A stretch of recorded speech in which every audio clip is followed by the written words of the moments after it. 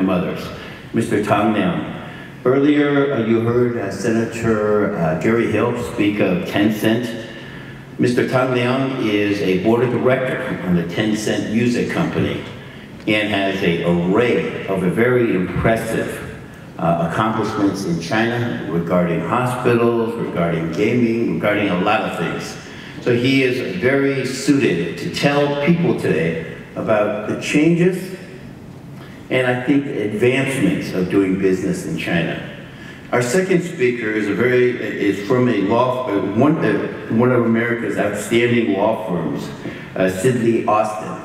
Sidley Austin has 20 offices in the throughout the world and almost 2,000 lawyers. And as an attorney, I would only say anytime one firm can get 2,000 attorneys to work together in one way, that really is quite an accomplishment. Mr. Lin Yaobo specializes in helping American companies go to China and to work and to see how they can mutually cooperate and have mutually beneficial relationships. So I'd like to invite Mr. Tang Liang and Mr. Lin to come up.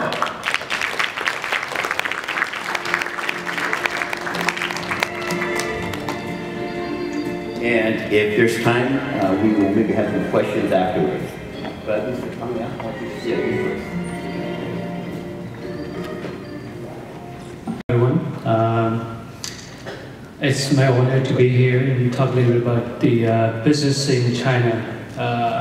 You've heard a lot about the perspective from the politicians and our president from the education perspective.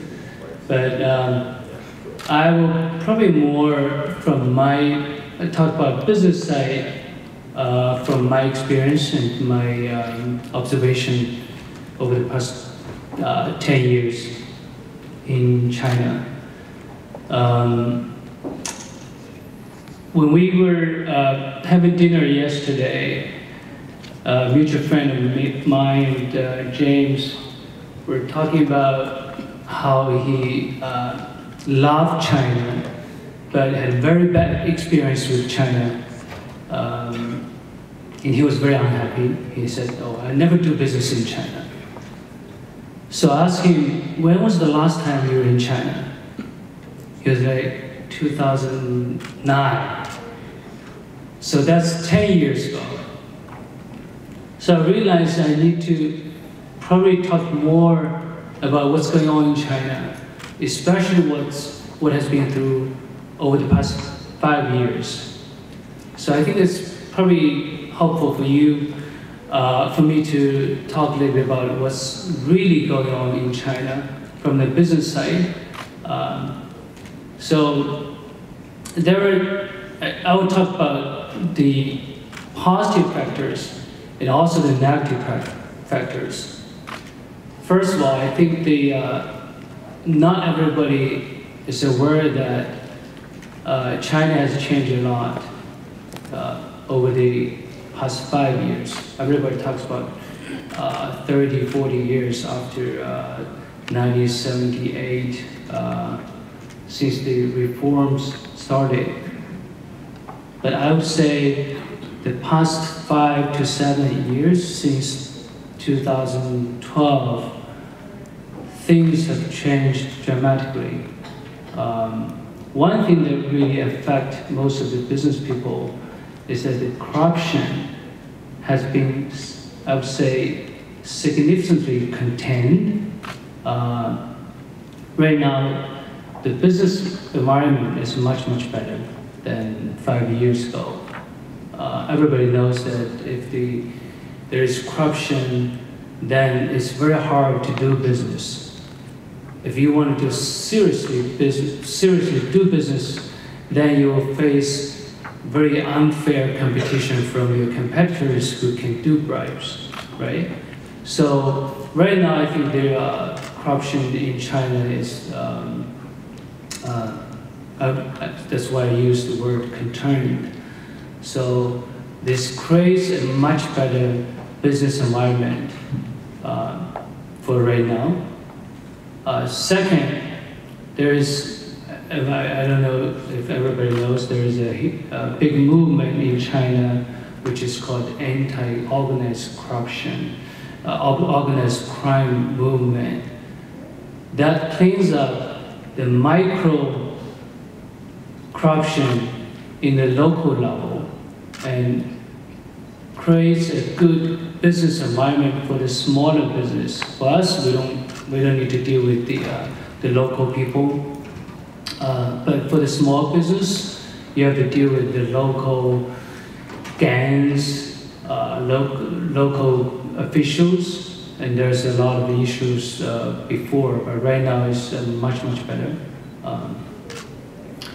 Number three, the consumption power of the younger generation has grown very, very fast over the past few years with the expanding of internet in China. So as you know, that life in China is much more convenient than in the US. You can get everything done with your mobile phone without going out to your apartment. This is not the case in the US. So with that convenience, the younger generation is more willing to pay and is able to pay. So that creates the big market with the growth of the consumption power. They are very, when we're talking about people who are born after 1990s or even 2000, they're very different from our generation. But that's good. For us, a lot of people even don't know how to use like Alipay or Didi or whatever. But for the younger generation, this is not an issue. So number four is the growth of the new economy. The traditional business in China is very tough as in the US. As everybody knows, that the department stores are diminishing in China, as same as in the US. But the new economy is growing very, very fast. I'll talk about that in a little bit. But there are some negative factors in China right now, meaning we are facing some challenges. First, there is a very serious short of capital for private sectors. Right now, all the resources are gathering to the state-owned enterprises. So the private owners are having difficulty to get funding from the banks or from the venture capital, private equity. So it's the private companies are experiencing a very tough time right now. But the central government is trying very, very hard to improve, but there are some hurdles. So it will probably take a few years for things to improve. Number two, there's China's aging society. So with the older people are getting more and more, so there are a lot of social problems are coming, and the pension, the Chinese pension is near broken if things are not improved. So that's the same as a lot of countries. Number three, trade war. We don't need to talk more about. I don't need to talk more about trade war. Everybody else is talking about that. So there are some big challenges there. So we need a lot of improvements. So for me, I'm more on the internet side. So I talked a little bit about the new economy in China.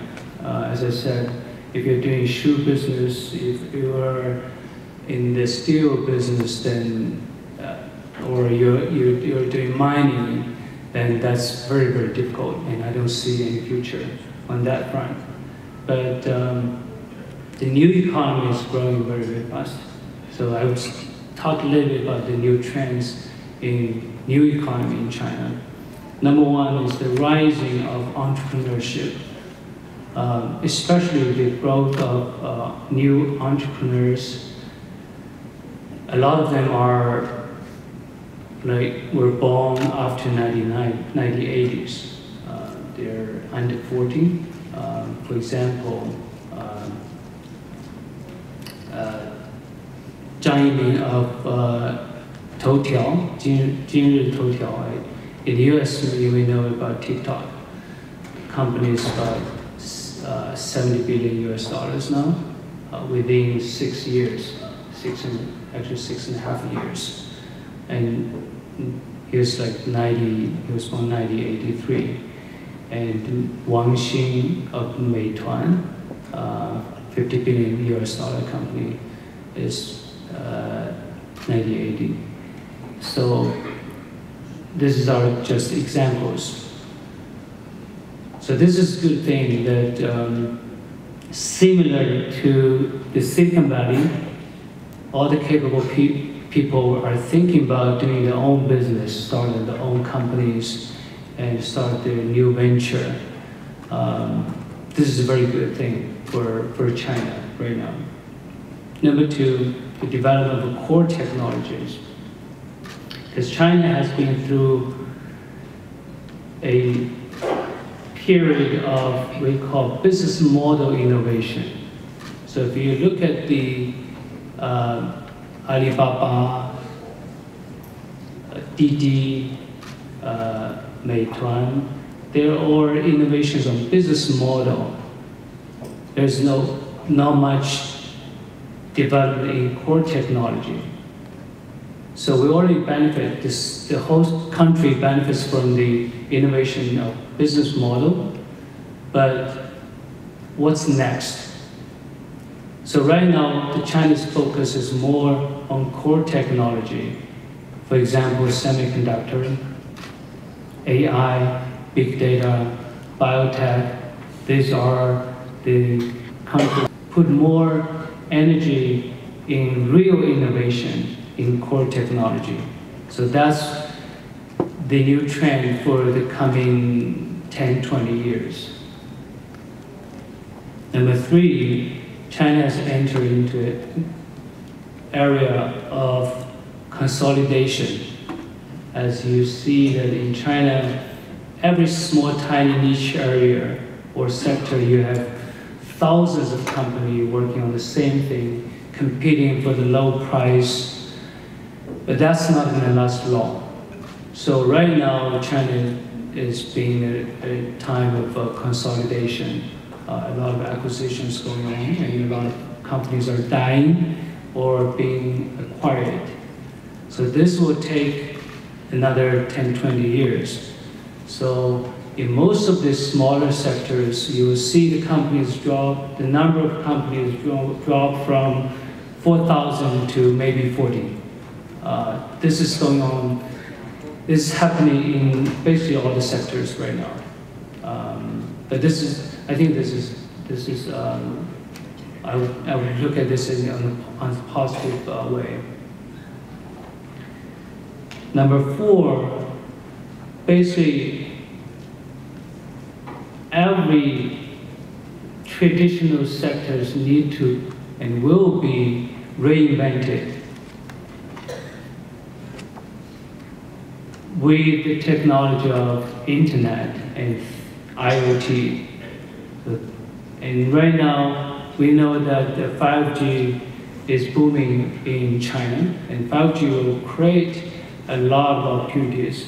And as I said, revolutionize a lot of industry. So this will create a lot of opportunities, but also a big crisis for traditional players. If you don't follow the trend, your business will die in 1 year or 5 years. But on the other hand, this will create big opportunities. So as long as you provide good quality of products and service, you have big opportunities. Because we have, everyone says that we have 1.4 billion people with growing consumption power. So that's create a big market. So it goes back to my impression yesterday. So if you choose the wrong time and the wrong place and the wrong partner and the wrong sector, then you definitely fail in China, especially when we're talking about 10, 20 years ago. But right now, if you choose the right sector, you have the right timing, you have the right partner, there is a very good chance that you can succeed in China.